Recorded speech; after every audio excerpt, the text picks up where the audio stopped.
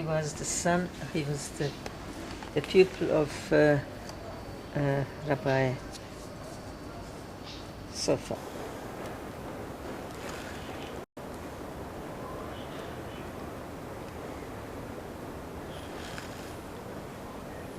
All right.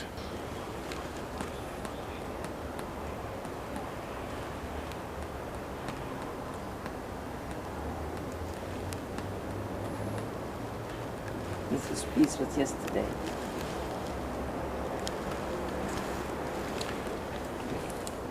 We're on camera and we're recording. Okay? So, today is, in the Jewish calendar, the third day of Chol HaMoed Sukkot in the year 5768. It's the 30th of September 2007 on a Sunday morning. I'm sitting in Yerushalayim Ir HaKodesh in Jerusalem with Rabbi and Mrs. Zwebner, who have graciously agreed to sit with me and tell us their story, their life story. And this is a story that contains within it many stories. So thank you, Rabbi Zwebner, thank you, Mrs. Zwebner, for agreeing to do this. This is not for me, this is for you and your family, and you as a legacy for your children and grandchildren, and Kanai Nahara for future generations. You've lived through pivotal times. You've seen a great deal of change and movement in the world, in the Jewish world. And I hope that in these conversations that we'll have over the next week or so, that we will be able to capture not only the events and the circumstances that have happened, but how you yourselves view these events and the present day as a way of transmitting to your family the views and the values that you have stood for so solidly throughout your lives, and please God for many more years. So with that, I'd like to start, and Rabbi Zwebner, I'd like you, if you would first, just for the formalities, would you please tell me your full name, your full Hebrew and English name, and where and when you were born? My full name is Yitzchak Menachem Zwebner. I was born here in Yerushalayim, Ir HaKodesh, in a quarter called Batei Ungarn. In Yiddish, they used to call it the Ungarische Heiser. That is right next to Mea Shearim. My parents were also born here, but they were born in the old city. What date were you born? What was your birth date? The 14th of Av, of Menachem Av. In The English birthday is the 21st 21st of August. of August. 21st of August. and what year was that? 1914. 1914. So Kanai Nahara, that makes you today 93 years young. That's right. Ad 120. Tada. Yes, Um, birthday was last week. Birthday was It was recently, yes, just last week. you say that your parents were born in Yerushalayim. They were born in the old city. How far back do you know about your family? How many generations back do you know about your family? My grandparents were both brothers. Both my grandparents were brothers. They were both Zwebner. But the grandparents on both sides, you mean? Your two grandfathers Yeah, were brothers. yeah. That's remarkable. And My father's father was Rabbi Cheskel Zwebner. And my mother's father was Rabbi Yaakov Zwebner, but they called him Yokev. Rabbi Yokev Zwebner. and did they marry sisters? Is that what happened? No. No, they're cousins. They're cousins, Cousins. right? They were cousins, First cousins. first cousins. That's very Yes. interesting. Where were they from? They originally from Hungary, but they themselves were born in the old city, here in Jerusalem. That would have been And they moved to Bate Ungarin because they belonged to the Hungarian quarter. There was a Hungarian section. So there they were born, and so were my parents, and so were my brothers, my sisters. We were all born there. Bate Ungarin is right opposite Mea Shearim. yes, I'm familiar with it. Yes. I've been there. Yeah. So, your grandparents were themselves born in Jerusalem, or did they come as young children from Hungary? I don't remember, were they born here? No, your I think they were born here in Jerusalem, So their parents both of them. So their parents must have come over in the middle 1800s, That's approximately. right. They came from Hungary. Do you know where they were from in Hungary? I wouldn't know. Well, what was the name of the town called where your grandfather was rabbi? David Koversdorf, Kobelsdorf. a place called Koversdorf. Korversdorf. Yeah. And do you know anything about what was the reason that they decided at that time to move to Jerusalem? Why did they uproot themselves then from Hungary and come here? Was it a love of Zion and Jerusalem, or was it troubles back at home? Personally, I believe it was purely a love of coming to the Holy Land, because there was no persecution of the Jews in Hungary No. at that time. And they were very happy there. But they came here just to live in the Holy Land. And they settled here in Jerusalem, Ir HaKodesh. And that's where my parents were born. Both my parents were first cousins, both of them Zwebners. I remember my grandparents from my father's side and my grandparents on my mother's side. They lived in what's known as Bate Ungarin because originally they came from Hungary. So they were still alive when you were a young child, is Yes. that right? Yes, and Oh, you yes. remember them. Yes, I knew them very well. What do you remember about them? Your father's parents, for example. Very strictly orthodox, observant in every respect, and we were all brought up exactly in the same kind of atmosphere, in the same manner, the same way. And they were very well respected by everybody, like old Jerusalem families.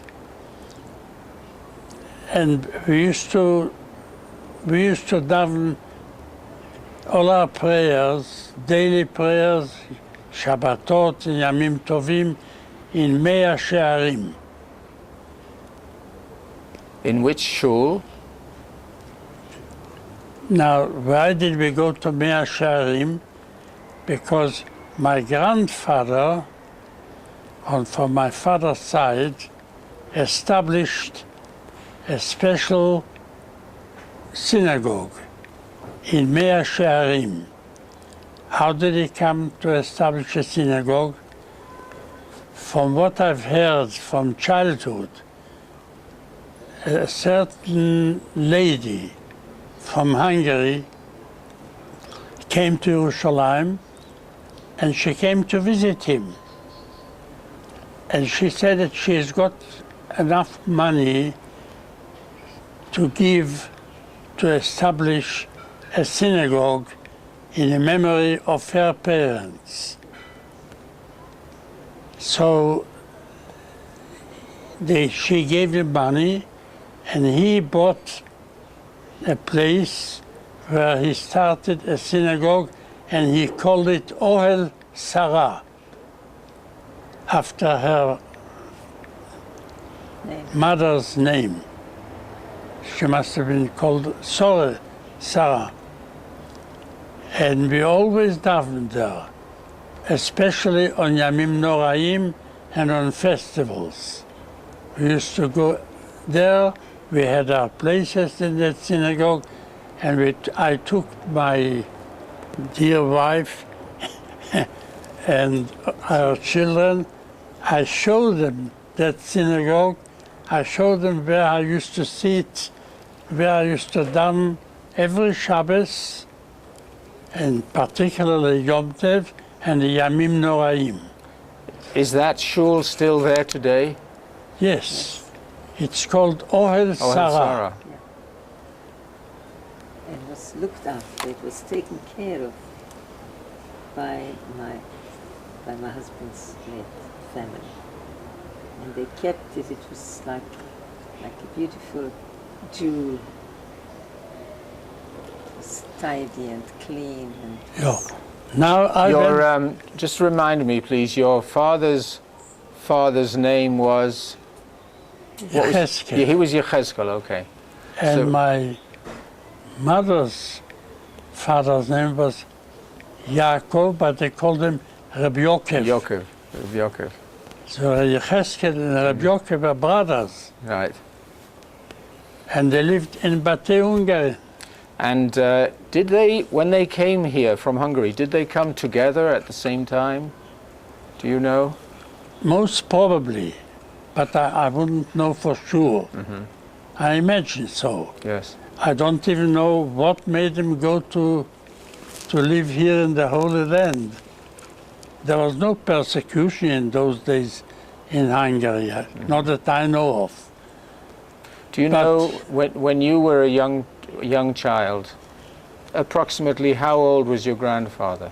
Do you have any idea of when he was born? Do you know when he was born? I don't know, but what I have known them both, they were already elderly people. So you were born in 1914, and let's say 1914. you're a 6-year-old child remembering this, and they were old Yes. people, so Oh yes, and they were already here. And they settled in Bate Hungary. right. What did you call your grandfather? Did you call him Zayda? Did you call how did you refer to him as a child? Zayde. Both of Zayde them? and Bobbe. And on both Yiddish. sides you called them Because in those days we didn't speak Hebrew. right. Hebrew was already very modern. So within the family you spoke Yiddish. Everyone spoke Yiddish. Yes. How about Hungarian? No, I didn't know any Hungarian. Just Yiddish.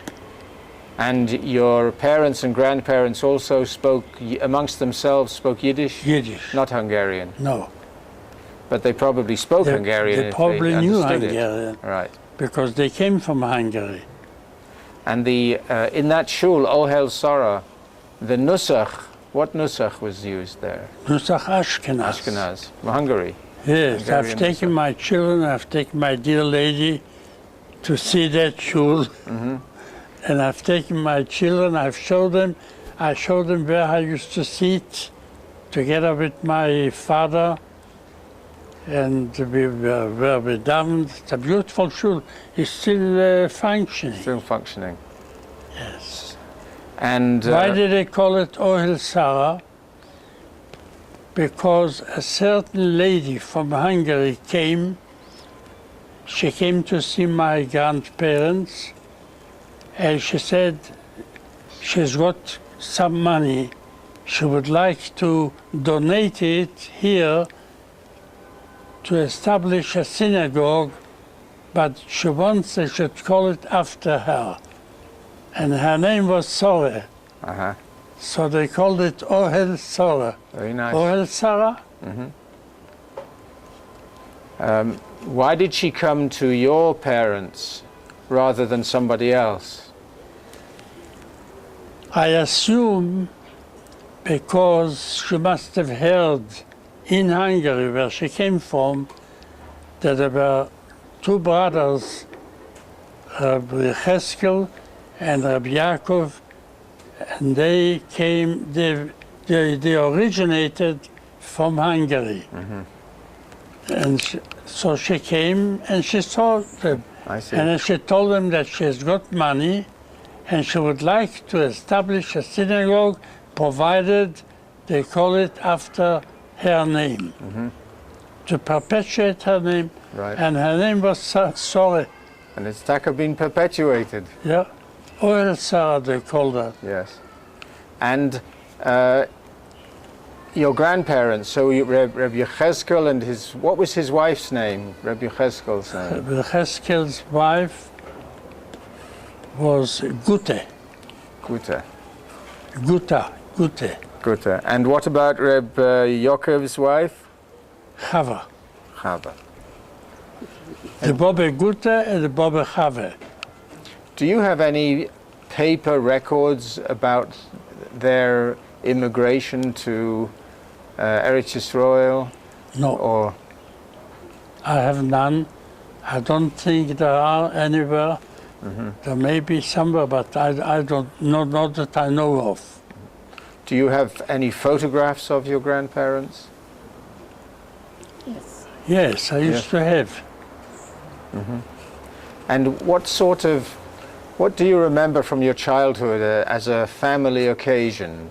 What comes to mind when you think of some special occasions or times when you would all be together? Well, every Shabbos we used to go Friday night after shul. We used to go to our grandparents that they should bench us, just to bless us. To each of the grandparents? Yeah. And the Shabbos morning, we used to go to the shul of my grandfather, Rabbi Cheskel. He was in charge of a synagogue which they called Ohel Sarah.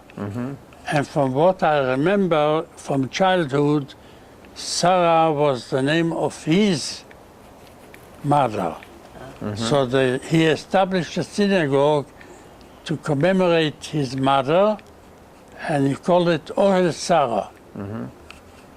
And can you describe what your grandparents' home looked like? If you cast your mind back. Well, I'll have to think very hard to remember details. Did they live downstairs or upstairs? They lived downstairs. There was no upstairs in those days. It was all first floor, One floor. ground floor. And did they live in one room, two rooms? What was the... Two. There were two rooms. The outer room was called a lugan. I don't know from which language it's taken. A lugan. Lugan means like the living room or Like a the entrance room. front room. And the second room, which was the bedroom, they called the lugan and the stub. Yeah. And the stube. Yes. And did they both have a similar type of home? Yes. And how closely did they live to each other? Were they next door to each other, or were Not they? right next door, but in the same area, in the Ungarische Heiser. Because from my visits to Bote Hungarim a long time ago, I remember one big open shared courtyard area and then lots of little That's right. adjoining Yes, apartments, flats yes. next to each other. That's correct. How did they dress? What did your Baba look like? Like all religious people, always their head covered, and my grandfathers, of course, had beards with payas Kaftan. and a kaftan, what we call a kaftan. What color?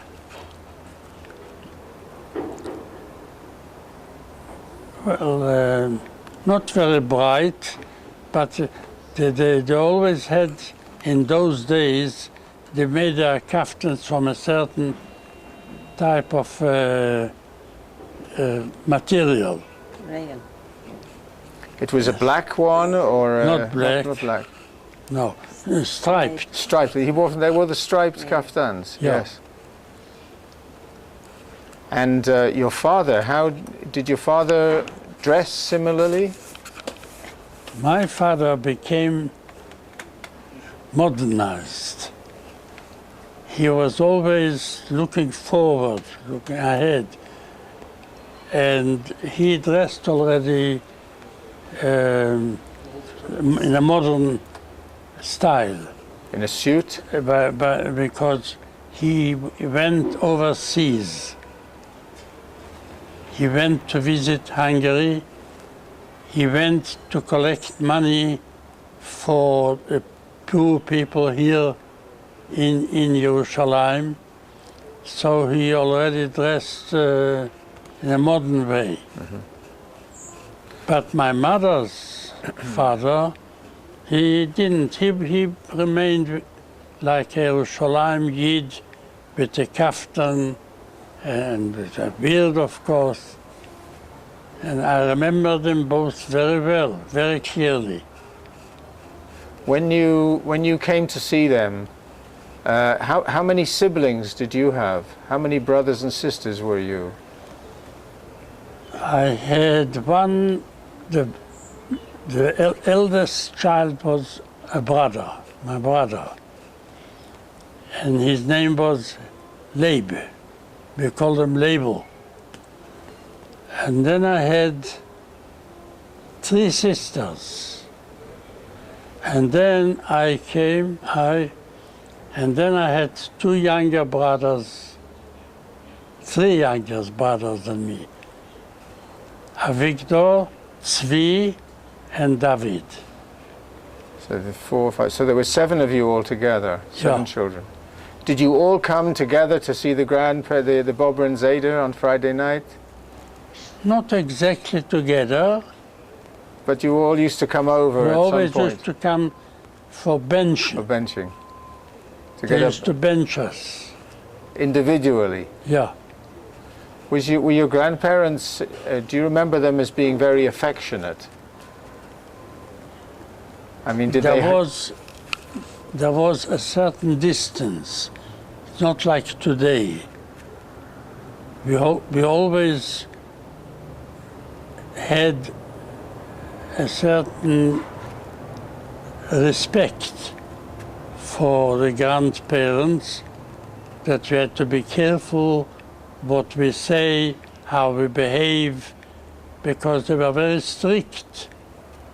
They wanted their grandchildren to grow up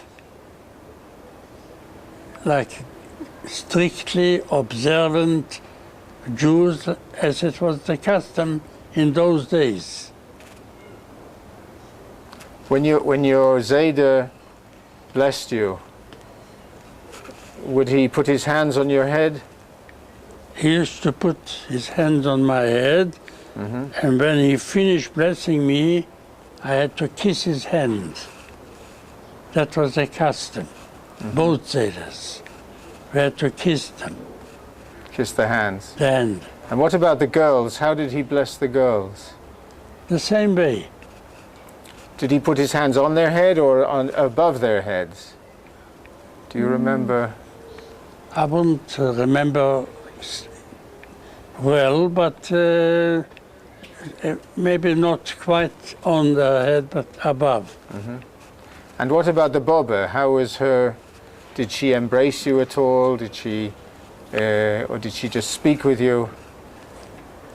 No, they weren't, in those days, they didn't show affection by embracing or kissing. They're not demonstrative. But there was always a certain distance, and we had to speak to them respectfully.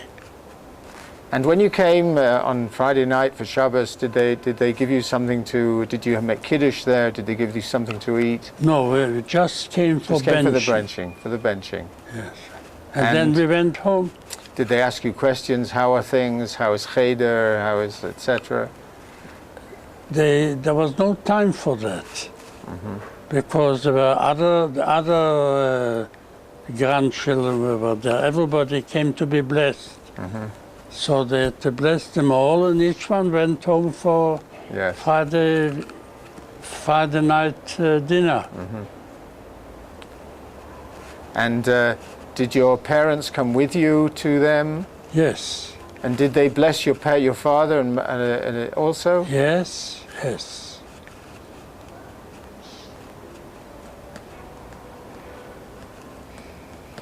Life was very peaceful and very meaningful in those days.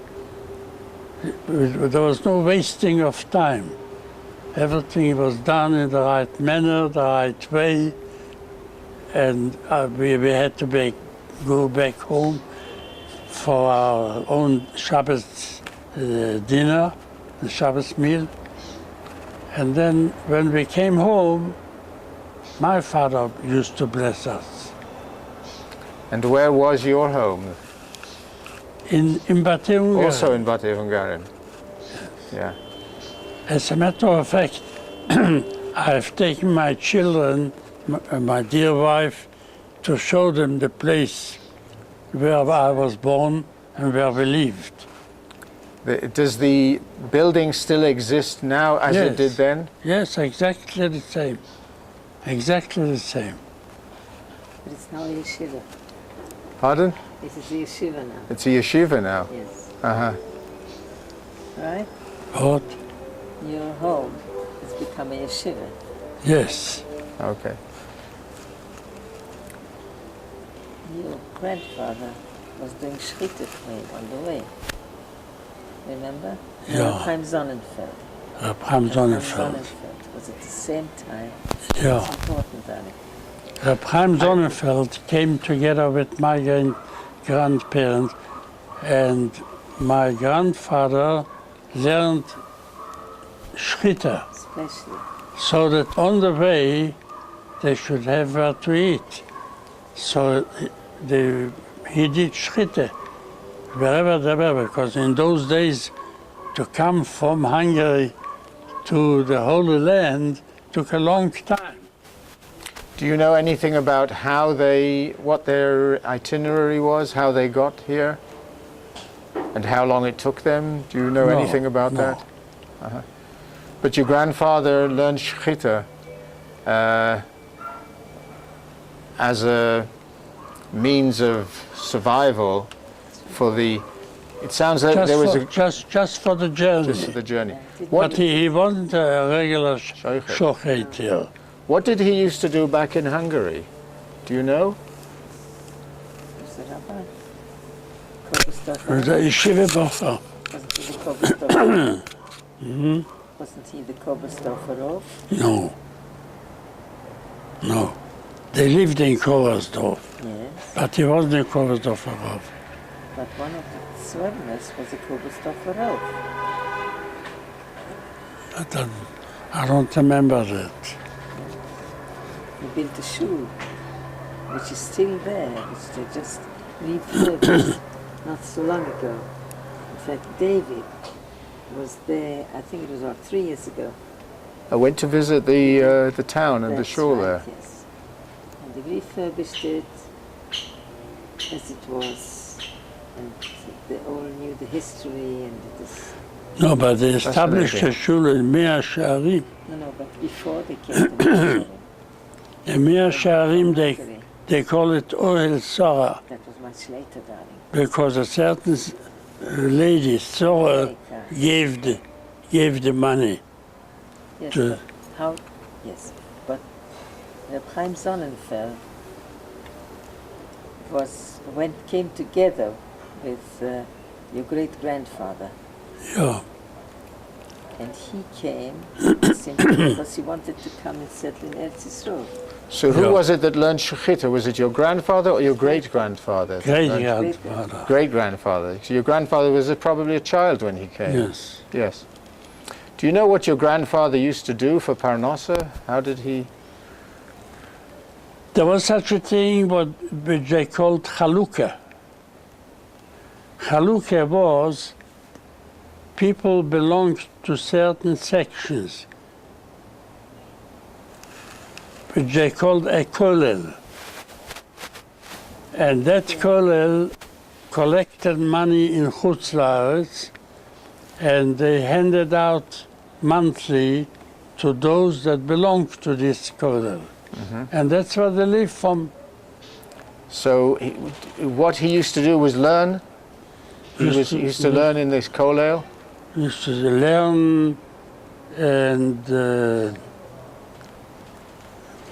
Are we talking about both grandparents, Reb Both. Yechezkel and Reb Yaakov? both. Both We used are to both learn. in Bate Ungarn. And both used to sit and learn? Yeah. I see.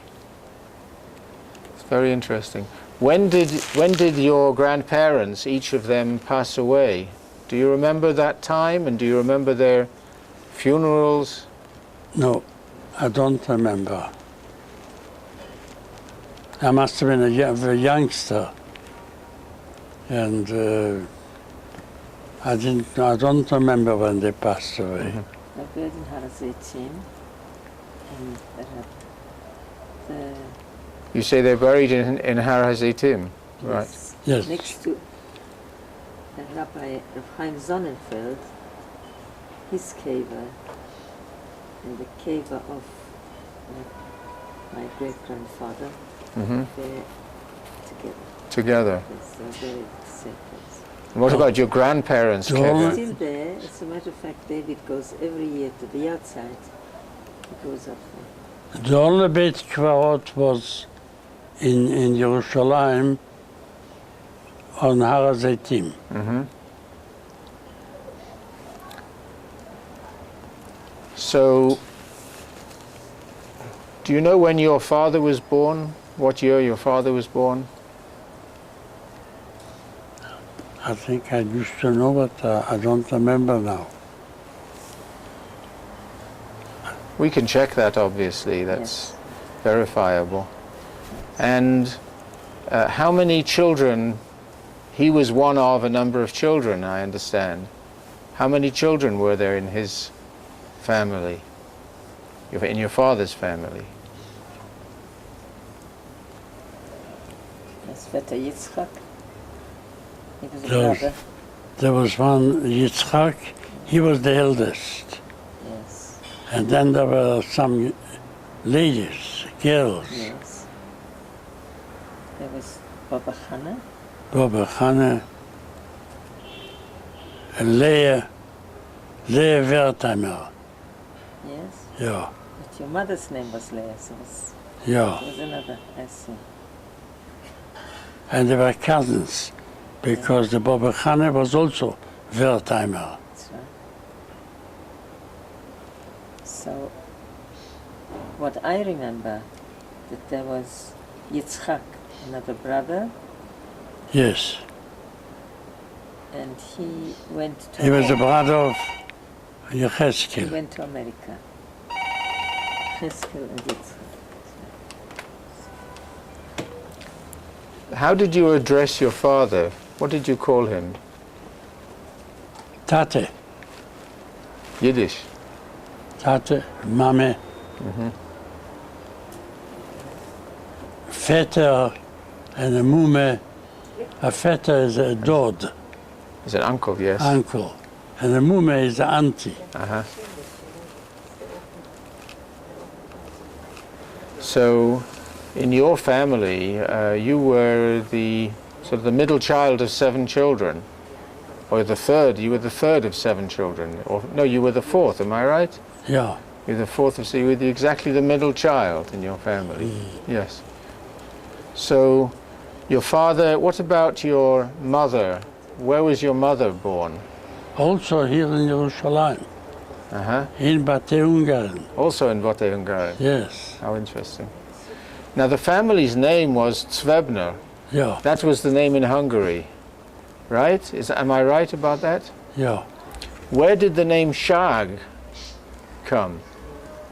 Or was that just your Tzvi that took the name Shag? There was a certain time when it was the custom for everybody to change their names to Hebrew names. So my father remembered that they came from a town called Shag in Hungary. And Shag is also a Hebrew word, Shaga, Shag. So he changed it to Shag. And what does it mean in Hebrew? Shag. In Hebrew, Shag means a roar. A roar, like the Aryeh Shoei, Shagasarye, Shagat the Aryeh. Sefer, right. Yes. Yes, a roar. Does the word Zwebner have also a meaning in Hungarian, or?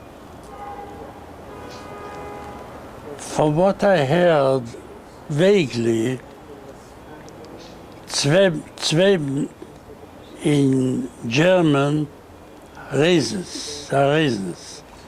So they used to say that in Hungary he dealt with raisins. I see. So they call him Zwebner. Uh-huh.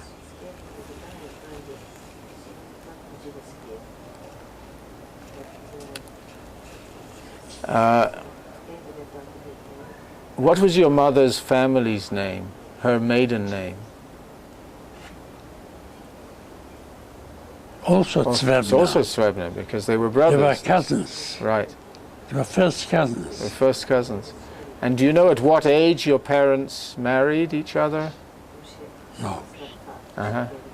Or I what year, wouldn't know. or what year they married? Also not. Uh-huh. So you were born and spent your first years in Bate Hungarin, right? Your father, what did your father do for a living? What was his occupation?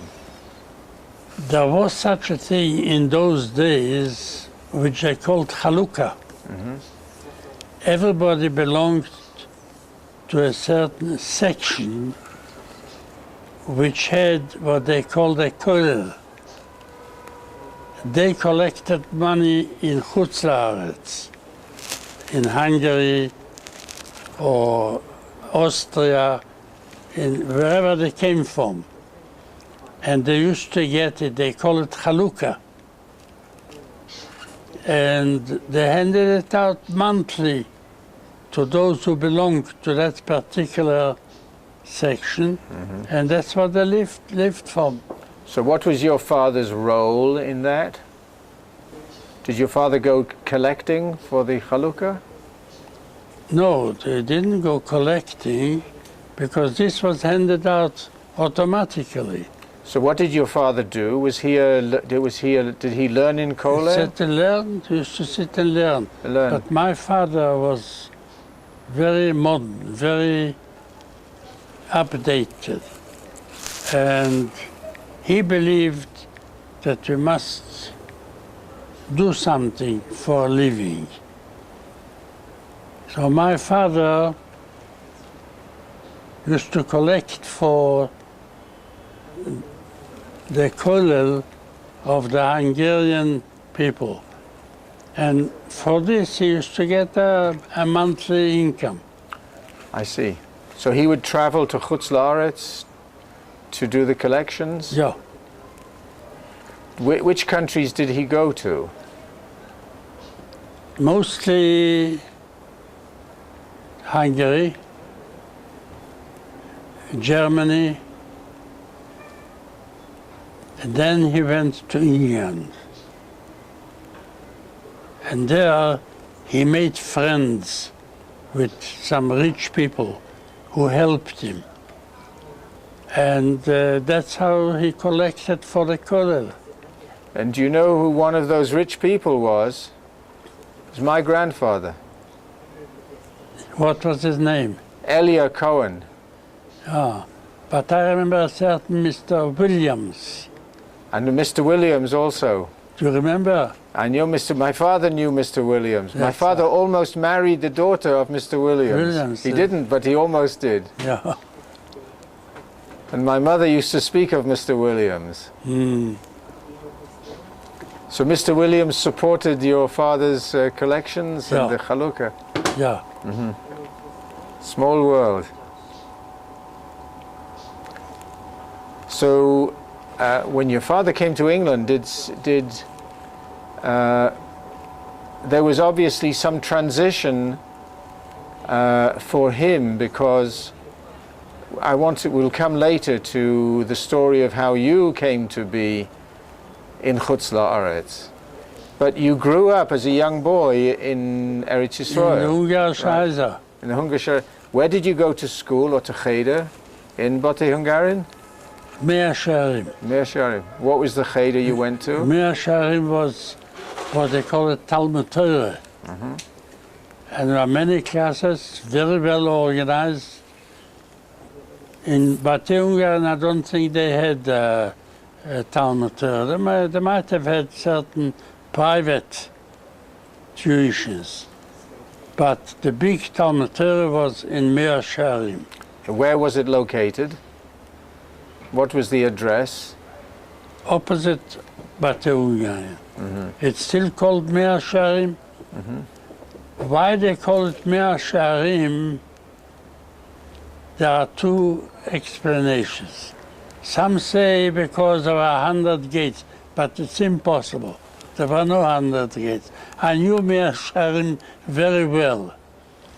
But the real reason is that they established it in a week where we read Vayizra Yitzchak Bayamim Haim Vayimtza Mea She'arim. He sowed, he planted whatever they grew, and when he reaped, it was 100-fold. Mea She'arim. Sha'ar was a measure, not a gate, but it was That's a right. measure. Yeah. Yes.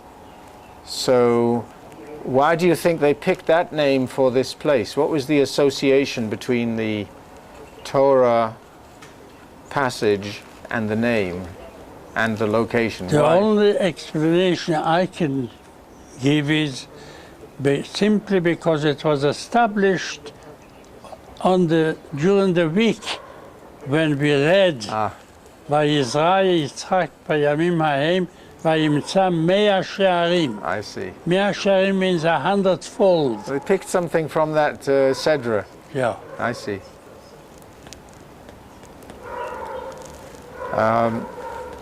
So, as a young boy, you went to the Talmud Torah, and until what age did you go there? Until after Bar Mitzvah. And then my father was very modern. He said, we must, all of us, have a profession.